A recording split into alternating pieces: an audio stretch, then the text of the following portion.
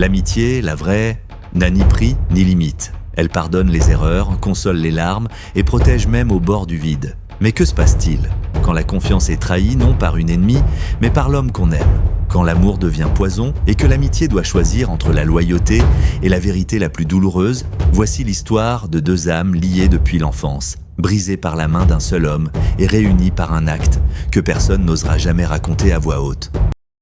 Maria et Adriana étaient inséparables depuis leur plus jeune âge. Elles avaient dû grandir dans le même quartier, partager les mêmes jeux, les mêmes rêves, les mêmes chagrins. À l'université, leur complicité était toujours aussi forte. On les appelait les jumelles sans lien de sang. Elles se connaissaient par cœur. Elles se faisaient confiance aveuglément. Puis un jour, Adriana rencontra James.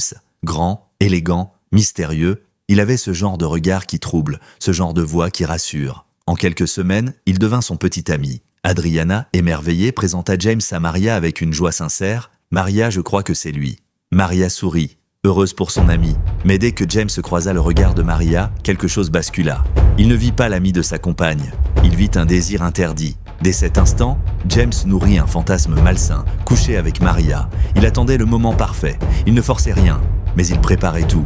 Un soir, il proposa une sortie entre amis. Tous les trois allèrent dans un bar. Ils rirent, dansèrent, burent un peu. Rien ne semblait étrange. En fin de soirée, James se proposa pour les raccompagner. Maria habitait plus près. Il la déposa en premier, mais elle réalisa qu'elle avait oublié ses clés. Elle était coincée dehors. Alors James proposa calmement « Tu peux passer la nuit chez moi, et puis j'ai des choses à te dire sur Adriana. » Maria hésita, mais la confiance qu'elle avait envers Adriana la rassura. Elle accepta. Chez lui, Maria demanda un verre d'eau. James alla dans la cuisine et glissa discrètement quelques gouttes d'un produit dans le verre. Elle le but sans se douter de rien. Rapidement, elle se sentit faible. Sa tête tournait, ses jambes tremblaient. Il l'emmena dans la chambre d'amis. Elle se coucha confuse, perdue.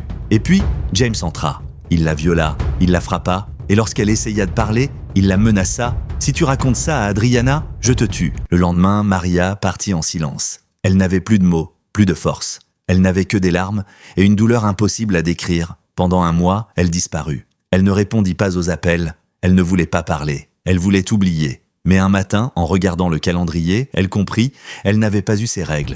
Elle fit un test. Elle était enceinte, du monstre. Dévastée, elle appela enfin Adriana. Mais avant même de pouvoir parler, Adriana lui annonça la nouvelle. « Je vais me marier avec James. Il m'a demandé en mariage. » Le cœur de Maria s'arrêta. Elle souffla doucement. « Adriana, je suis enceinte ?» Adriana répondit « De qui ?» Maria hésita, puis murmura « Si je te le dis, notre amitié mourra. » Mais Adriana insista. Alors Maria raconta tout, la drogue, la violence, le viol, et surtout l'enregistrement vocal de James la menaçant. Adriana l'écouta en silence. Puis, les larmes aux yeux, elle dit « Il doit payer ». Les deux amies mirent alors un plan en place. Elles invitèrent James dans un lieu reculé sous prétexte d'une surprise. Quand il arriva, elles lui firent en face. Ce jour-là, James ne rentra jamais chez lui. Elles l'enterrèrent au vivant, pas par vengeance, mais pour la justice. Et après tout cela, Maria et Adriana restèrent unies, plus fortes, plus vraies que jamais. Elles élevèrent ensemble l'enfant de Maria, pas comme un souvenir du viol, mais comme le symbole de leur force, de leur survie, de leur sororité. Question pour les spectateurs, penses-tu que ce qu'ont fait Maria et Adriana est justifiable, ou aurait-elle dû agir autrement? Dis-le en commentaire et partage cette histoire si elle t'a touché.